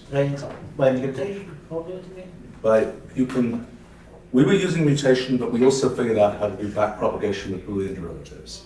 But it turns out you don't actually gain much by doing backpropagation with Boolean derivatives, but we're doing forward mutation. It's different from the case where you have infinitesimals and you're doing the whole calculus backpropagation thing. But so, my current thinking is that what's mostly happening in machine learning and perhaps in neuroscience is that there are these little sort of lumps of computation, that are these weird shaped lumps of computation, and the machine learning process figures out how to take these, rocks and fit them together to make your, a stone wall type thing. In other words, it's not like you have so then when you ask, I'm not sure how to take the statement that, it's just like these rocks happen to fit together. The things we want to do are achievable with lumps of computational work that are available in the computational universe. And why that's the case? Probably that's the case because those are things that we have been able to do using those methods, and that's sort of the world in which we, the way we experience the world and the world that we build up around ourselves is one which works for us, and that's a thing that is set up in this way. That was, the thing that I find surprising is, if you take... Joscha, I'd love to take a stab at addressing your question as well. So, for language, as I mentioned earlier, I feel that this was a construct of communication between people who think like us, and therefore it's not unexpected that it's easily parsable and that we kind of arrive at the same solutions because we have similar computational structures that actually came up with language in the first place. But for images, it's a little different. And I want to reflect a little bit on that. So basically, first of all, here we are in a completely artificial setting. We humans constructed this to probably fit well our types of vision. We're all wearing primary colors. We're all basically, I can call something blue or red or green and etc. And so we spend so much time teaching our kids how to recognize, primary colors that eventually they see primary colors everywhere. We kind of build things out of primary colors for that age group until we graduate to sort of seeing a more complex world, etc. And I feel that there's this sort of self-fulfilling prophecy in many ways for the world that we design. But then when you go out in the real world and you sort of see, wild nature and, animals and landscapes, etc., these are things for which we have evolved for millions of years. So again, there's a sort of good approximation. Now, whether the algorithms that we design, and that arrive at these things, why are they arriving at the same things? My own pet theory is that we had problems to solve that we were good at solving.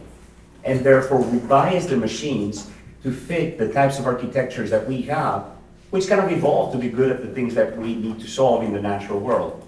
So it's not a coincidence. I see everything from this evolutionary lens of coevolution between the problem and the problem solver. And those animals that went down the route where the brain architecture did not fit the natural world, they're gone. And the subset that survived are the ones that sort of easily interpret that natural world. Now, why these machines that we kind of evolved sort of converge towards that, it could be that we modeled them after the human brain and we tried a bunch of stuff that didn't work, and eventually the ones that did have these kinds of similar architectures. And then as to whether so many different architectures converge, maybe they're not that different. Maybe they're all about this thing that I was talking about earlier, about these sort of small weight adjustments that are sort of converging towards a solution with small steps. I think computation is a sort of powerful force, and we kind of know from, we've known, Turing machines and register machines, all those kinds of things are equivalent. Lots of stuff I've done shows that a much wider range of computational systems are equivalent. And my guess is that ultimately, the things you can do and the things you can learn with computational systems, it doesn't really matter that much. Whether you have neurons, like this stuff I was doing recently with discrete neural, discrete systems and doing machine learning in discrete systems. It works just fine. They're not neural nets. They don't have continuous weights. They don't have all these connections. But if you bash it hard enough, it will still learn stuff. I think, and I do think the reason that that a lot of, the reason neural nets make similar distinctions between, cats and dogs as we do in visual images is because their architecture is somewhat similar to ours. and it's, but I'm still, I guess, I still find it, I haven't really internalized, I suppose, the fact that the ways that machine learning seems to, actually solve problems are as complicated as these kind of pictures on the screen. In other words, it's not the case that machine learning finds, right, it finds solutions that happen to work, and that involve this sort of irreducible, sort of complicated computation. But it manages to be the case that it is a correct shaped rock to fit in, and it's correct enough that you can build up the thing you want to do from it. And I think, I don't know, I still haven't, my intuition is not completely settled in terms of what that means. I have a question regarding your discussion. So the kind of abstraction that the model will create, how would it be so different from the way we abstract things, right?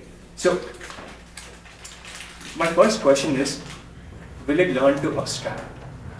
Okay, and my second question is, will it be different from ours? Like our understanding of abstraction, of like how we abstract things? Well, look, a good example is the way LLMs learn logic, which we don't know for sure, but I think we can strongly guess that they learn logic the same way that Aristotle learned logic. That is, they see a bunch of sentences that have certain forms that we consider to be kind of logically correct, and they then say, well, other sentences, the sentences they generate will be modeled on these sentences which were sort of logically correct. So you could say they have learned the abstraction of logic, or you could say they just, they do patterns of sentences, and they're applying those same patterns of sentences to other sentences they're generating. But can you extract? Can you pull out the essence of logic? We certainly don't know how to do that. From whether it's an interesting question, whether there's some, whether there's some way of taking, Joscha's basic claim of the fact that there is an internal architecture that we can find logic. See, these pictures do not suggest that you can find logic. They suggest that yes, the things happen to be able to, follow the pattern of logic, but that there isn't some extract that you can get where you say this is the logic circuit of the LLM.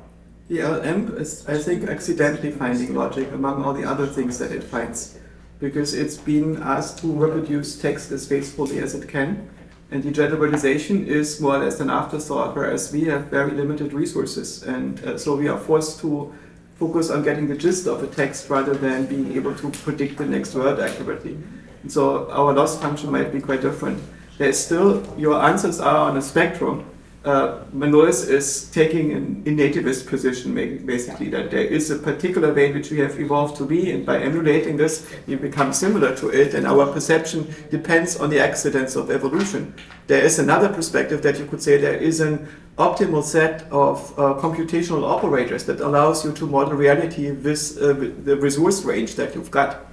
And I would take an even more extreme position in opposition to this nativist position. You don't need brains to perceive reality. Plants can learn, plants can communicate with each other. They're just much, much slower than brains. And what we see in brains is a very specific optimization of computation to make it as fast as you can make it. So all these optimization, like having a cerebellum that you don't actually need, you can cut it out, you still can live, you can still do math and so on. Just walk sometimes into walls. But it's nothing serious, right? So this is an optimization that you have in your brain that allows you to insert certain narrow circumstances that are useful for biological organisms with muscles that they want to move as fast as possible to be more efficient. But it's really just an optimization, right? You don't care whether you have a GPU or a CPU. They can do both the same thing. And cells can do message passing, so there are Turing machines. You can do with them whatever you want as long as you have enough of them. Just if you want to make this fast as possible, you end up with extremely specific dedicated architectures. So a lot of what we see in the brain is probably not the answer to finding the particular very intricate, narrow mathematics of modeling reality. Maybe these principles are very general of learning. But they are just answers to optimization problems for specific types of organisms. I have a meta question, which is, I was kind of assuming when I walked in here that you guys were trying to like write code and make things and hack. When is that gonna happen? They're working on it. They're working on it. That is what this is.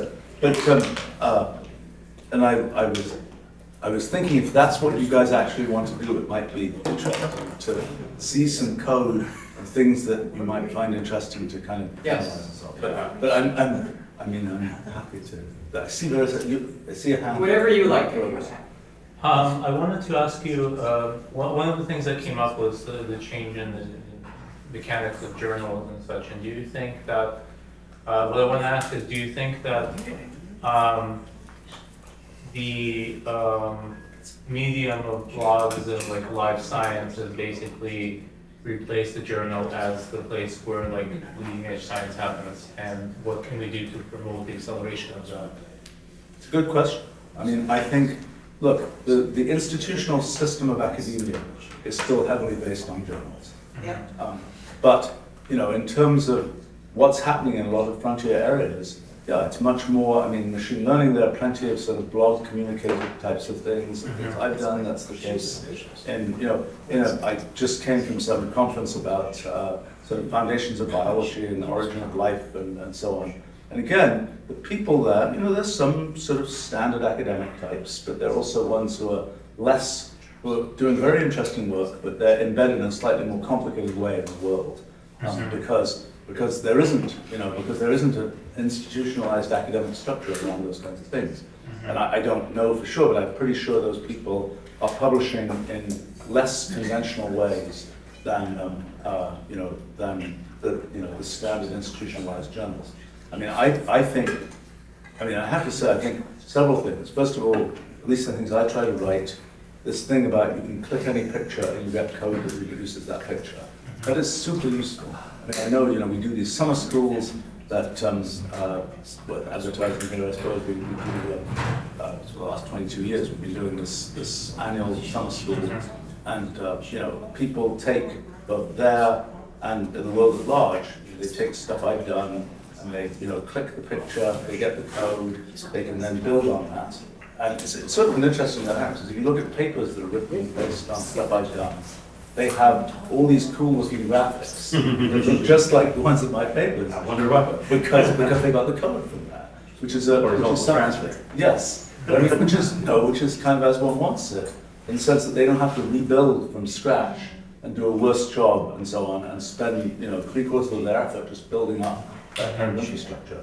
So I mean, it's amazing. I have been sort of evangelizing computational journals for basically 40 years, and it's amusing that all these I've interacted with the leadership of all the standard publishing companies and all this kind of thing, and well, most of the publishing companies are completely, it is exactly opposite to their interests to do things like that. Although, as I pointed out to them, and they still don't get it, although there's one professional society that looks like they're actually going to do something. So we'll see what happens with that. But the thing is that back in the day, when I wrote academic papers and things, people would deliver typed manuscripts, and the journal had to do a whole bunch of work, because they had to typeset things, they had to copy edit things, and so on.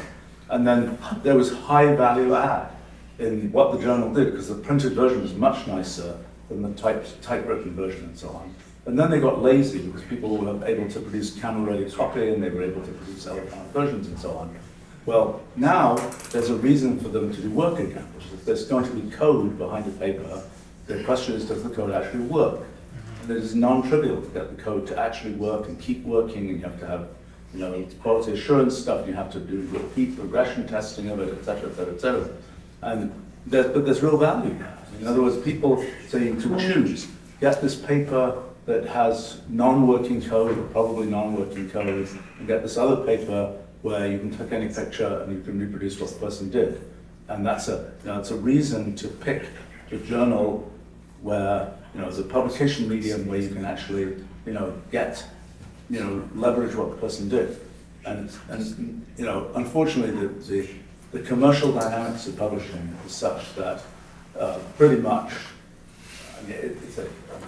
I can explain the cynical, the actual stuff that's going on there, but it's the people who are making decisions there have no interest in having sort of academia or whatever else run something. It just completely has nothing to do with work. Once something becomes an institution, its primary goal becomes maintaining that institution. They said they have stockholders in large publishing companies, and the stockholders just don't that's not what they're interested in.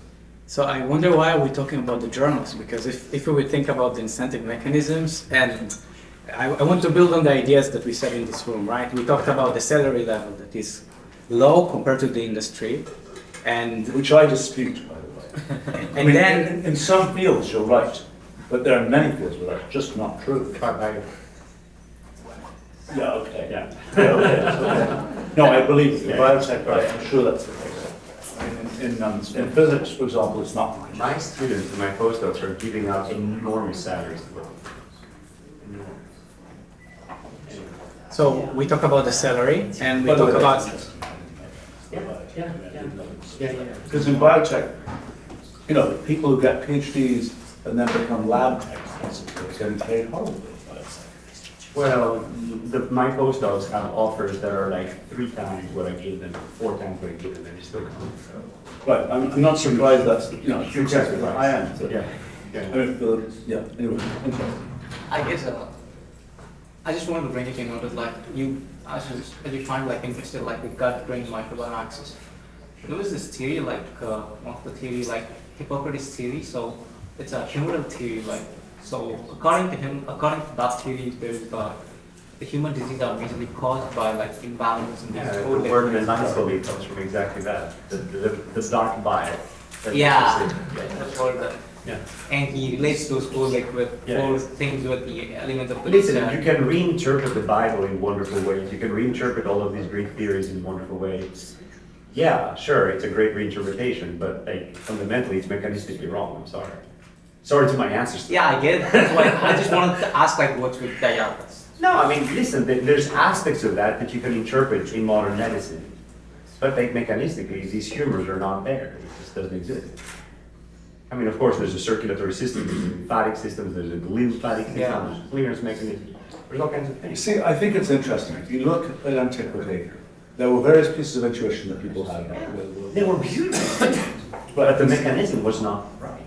Right, I mean, the idea that the world is made of atoms, lots of identical atoms, that's correct. They don't happen to be, shapes of... as big as they thought, but big they were. They said they were tetrahedral and things like that, which turns out not to be true. And, but it is interesting that sometimes in modern science, people have gone for this very technical kinds of ways of thinking about things that actually sometimes miss the deeper points about what's going on.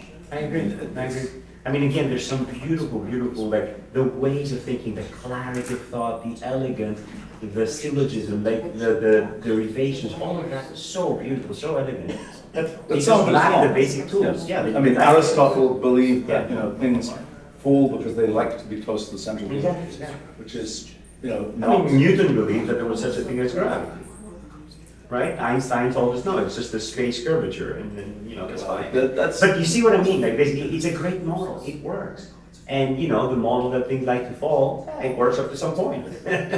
And with the tools they had, they did amazingly well, and we're building on their extraordinary labor. The funny thing though is that there are pieces of intuition that were had at that time. Which one of my favorites, recent times, has been the idea that the universe is made of discrete things. Which was one of the theories of antiquity. It's either continuous or it's discrete. Well, that was heavily argued for centuries. And then, end of the 19th century, it became clear matter is discrete. And then shortly thereafter, light can be thought of as discrete. At the time, at the beginning of the 20th century, people mostly thought that space was also discrete. They didn't manage to make that work. Finally, my own efforts in the last few years, it looks like space almost certainly really is discrete. Hopefully we'll get actual detailed experimental data that validates that. It's sort of interesting that intuition existed 2,000 years ago, yet to many physicists of the 20th century, it's like space, discrete, no way. It's described as manifold and it's got continuous coordinates and all that kind of thing. And I'm pretty sure that's just wrong. And it's interesting to see how these things end up You know, the intuition, the earlier intuition was pretty good, and then that kind of, actually my favorite example of this is the intuition about the existence of the soul, which is something that, you know, was there in antiquity, in religions, all this kind of thing, and people like me when I was younger and very sort of science oriented was like, that's a stupid idea. You know, how can you describe a thing like a soul? You know, what is the mass of a soul? You know, things like this. How can there be a thing that exists that has no mass? Well, as one understands computation, one realizes that this idea that there is something to minds that is not purely, that is not just kind of the wetware of the brain, that's not an incorrect idea, that there is something abstractable from minds that is, in a sense, eternal. It has no, you know, it is purely abstract. And it's sort of interesting that that intuition existed and existed throughout, you know, the development of theology. And, you know, when you sciencified that in some physics way, it was like, no, that couldn't possibly be right, but when it's actually wrong. You know, as it turns out, once one understands this sort of higher level of thinking about computation and so on, that intuition was correct. Can you elaborate? It seems like you have a scientific proof or sort of a scientific inference for the existence of the supernatural, and not sort of no, it's saying the soul. Imagine, okay, you have a brain. Are you thinking about it as a computational approximation to describe the behavior of a human being? Yeah, I mean, well, no, but more than that. It's like, what is it that represents your processes of thought? Is it that your processes of thought, could you imagine abstracting your equating the self and the soul? Are you talking about the ego, the self? No, I'm just talking about the fact that you can imagine taking, it is now completely plausible to imagine, like the startup that was recently contacting me that says we're going to do whole brain emulation. Okay? It's completely plausible to us now that the processes of thinking that are essential to minds really are not related to the physicalization of those things. And you're thinking about quantum? Yeah. No. Yeah. When he talks about the software that runs on the cell of your organisms, there's nothing supernatural about it. Yeah, Right? It's a control software running on your organism that turns it from a bunch of cells into an organism. But I'm just wondering, at what point do you stop being physically instantiated in the neuronal processors of your brain? Right, so of course, everything is physically instantiated. Right? There are mechanisms implement the software. The soul is implemented by physics. Also, Aristotle thought that. But there's the driver and the vehicle analogy. You're basically. But it's not an analogy. Software is not an analogy. Software actually exists. Except that, as you say, the software can be has to be instantiated. To run it, you instantiate in the physical universe. It needs to be implemented. It's implemented through mechanisms. But many of these mechanisms wouldn't exist without the first software in the first place. Well, that's true too, but I think the main point is you can abstract the software from the hardware. So you can abstract the software of minds. Yeah, as a computational abstraction. But in your mind, it's the software is also a soul, right? The software of your brain. Like and it's not an abstraction, it's actually real. It is not an abstraction, it is an invariance. Yeah. It is it's something, if you remove it from reality, it won't work anymore. If you basically delete the software from your computer will not behave. Can we talk about the eternity of the soul? So basically, you die, where does the soul go? That's just mythology. These are misunderstandings. Where did the software that was created before you were born when? I mean, the software is an abstract thing, right? So you can imagine taking that software and doing, you can instantiate it on different computers and so on. Likewise, you can imagine, in some future, world of, successful readout of every neuron in a brain and so on. You could imagine lifting, the essence of what your mind is, independent of the details, the biological details of your brain. You are software, right? You're not a physical system. You are a representation inside of a physical system. You exist wherever. You exist wherever the conditions for your existence are met in the physical universe. So if somebody were to make a clone of you that has the same arrangement of atoms or a functionally equivalent one, you would wake up in that one too. Right? You are wherever the conditions for the existence of that software are met. In the same way as wherever you have a computer that is in a particular state, a particular software that is encoded in that state will run on that computer. And it's not an abstraction, it's not a metaphor, it's actually what happens. And so this false concept of the soul is that. What's the way to download that? Like, how do I transfer this into a? If you manage to find out how to run on another substrate, which you probably can't because you only used how to know how to run on neurons. But what you're saying is that there's an entity inside the aura of me that if I like, I don't know, was like Neo, I would be able to transfer into like a machine. You would need to figure out how to virtualize yourself onto a different substrate, which means you need some kind of abstraction layer that doesn't care of whether you are running on a brain or whether you are running on a body or whether you are running on a GPU. Currently, we cannot construct such an abstraction layer. I love this. You guys know Roger Penrose? Roger Penrose, like in 2014, so in 2014, he came out with this hypothesis that our brain works like a quantum computer, that everyone mocked him. But recently, a paper kind of like validated his hypothesis by proving the existence of microtubules, right? So, oh God, I have seen this story from its very origins back in the early 80s. After a lot of drinks. I mean, I happened to organize this conference in 1983, which I think was the first time where this microtubule thing, the computation of microtubules came up.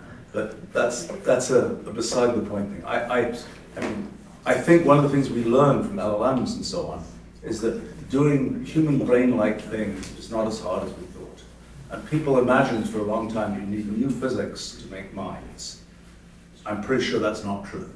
And I think, you know, Roger Penrose still is holding on to this almost spiritual hope that there is something non-physical about, you know, beyond existing physics that's needed to make minds. I mean, it's a very kind of spiritualistic kind of idea. I think it is not correct. Can I ask a few very simple questions? So basically, are humans different? In other words, do you see a soul for snails? Okay, so basically everything has a soul. As long as something's alive, an amoeba or a bacterium, does the bacterium have a soul? Yes, but soul is not it's unfortunately a term that we cannot use in a scientific context because we don't really know what it means. Yeah. I would say there is self-organizing software running on a snail that turns it into a snail, and if that software ever crashes, we see that the snail falls apart. And that's something that's objectively the case. And what soul is simply the old word that people used in the past to describe self-organizing software in nature. And they didn't have language to talk about what software is. They didn't have a way to talk about constructive mathematics. It stands for self-organized unmarked language. No, it's more specific. But I mean, this is the point, that before the idea of computation, which is an idea of the basically mid-20th century, there wasn't a way of imagining what the mind could be that wasn't the physical mechanics of the brain. So what you're saying is that ChatGPT has a soul, and humans have a soul, they're just implemented differently. And basically you can have a cognitive system. The point that I was making was not about the definition of the soul. The point that I was making is that it is interesting that there was a long theological tradition of the idea that there was something about minds, about humans and their minds, that was not purely, that wasn't just tied into the details of their brains. That there was something, you know, there was something abstractable about minds. That was the only point I was making. Can I take a shot at it? If you open your brain, it's not written, you know, A-P-P-L-E. You know, there's no word apple. There's no way for us to tell how it's stored in our brain or we don't have any way of measuring. I think we don't. So there's a current neuroscience theory about how apple is represented in the brain, which is these engrams, these collections of neurons that co-fire, coordinated by the hippocampus, coordinated by sort of several subcortical regions of the brain, where you basically have this co-firing of multiple neurons that have this multimodal representation of an apple that has some taste component, some color component, some linguistic component, and so on and so forth. I don't think it's magic. Just because we don't understand it yet. No, but I think that's what the word soul, I think, represented to the people who didn't know any of those knowledge, right? I think the main point was, what they realized was, there was something about what minds do that is abstractable. I love that, I completely agree with that. But to me, that's a computational construct. That's not something immortal. It's a way of representing. Okay, 2 + 2 = 4 is immortal. No, but I mean, you know, there is abstract kind of formal things are in some sense immortal. And it's just like, you know, you pick up a die that was So you're saying that we're an idea, and ideas are immortal. Yes. And basically, I'm a computationally active idea. I'm not just a static idea. Yeah. I agree with you. Yeah. Yes, but completely. And Joscha, I don't know if you agree as well. About what? Because you clearly have a very, I mean, your concept of the self and sort of, you probably ascribe to the simulation hypothesis. No, well, I live in a simulation that's generated in my own brain. Right, in this sense, yes, but this is not typically what people call the But you were simulation talking about hypothesis. this computational malfunction that somehow will cause the physical instantiation to collapse. But in my view, there's a duality. You can't have virtual malfunction. Like, we're not like the Matrix where you basically like living somewhere else and then sort of if your soul dies, your body dies. No, I mean for the soul to die, you have to have something wrong with your brain.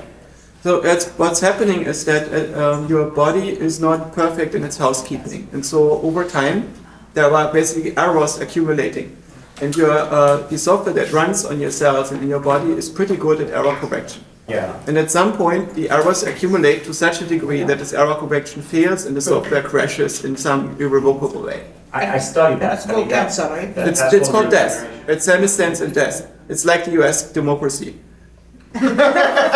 What? And on that note, it's a software that runs on the system, and at some point it loses the connection to the ground. just like US democracy. But if you disconnect with confidence, it works. You know, So it's possible to basically become immortal. For instance, the Dalai Lama is pretty much immortal. And it was, for me, a very big insight once I talked to this guy and realized why he's so chill. He does not identify as human, because he is not human. He is the invariant part that can be installed on the next Dalai Lama. He does not identify as an institution of government. And this institution of government reproduces by picking a suitable child and indoctrinating it until it identifies. I finally understood. Thank you. That was a great example. Now I understand what you mean. So the Dalai Lama can be immortal because the Dalai Lama doesn't identify with his mortal parts, right? With what normal people identify with. It goes back to the self. Basically, if my self is Manolis and if my self is just some random dude that will reappear, then I'm perfectly fine to sort of, you know. It's not random, right? There is an identity that basically he is continuous. He is able to learn about his past lives by reading his old diaries that he wrote in his previous life. There's nothing magical about any of that. I love that. So I can basically reprogram myself into thinking that I was immortal. Yes. I know it. I'll try first. would it work? I think those of us, I'm interested, you record so much of your research. Yeah. I mean, you know, I know that I record enough of the stuff that I do that, you know, rebooting me is not so difficult. Exactly. I've planned it for the AI to take over. Yeah. It's not clear what that means. I have a 6 a.m. flight, so I can go. But, you know, speaking of recording, I'm going to just tell you Awesome. Such a pleasure. Sorry, guys, I got to run. I'll see you. Want to wrap up or go a little more? It's up to you. They are. It turned into a philosophy salon. I just want to say thank you so much.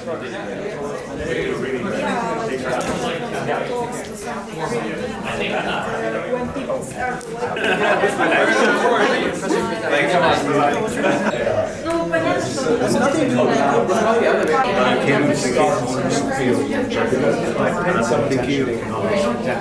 a consumer.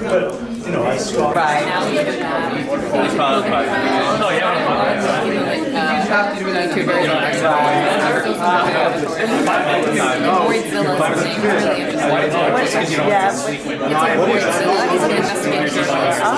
kept on thinking of these questions that I wasn't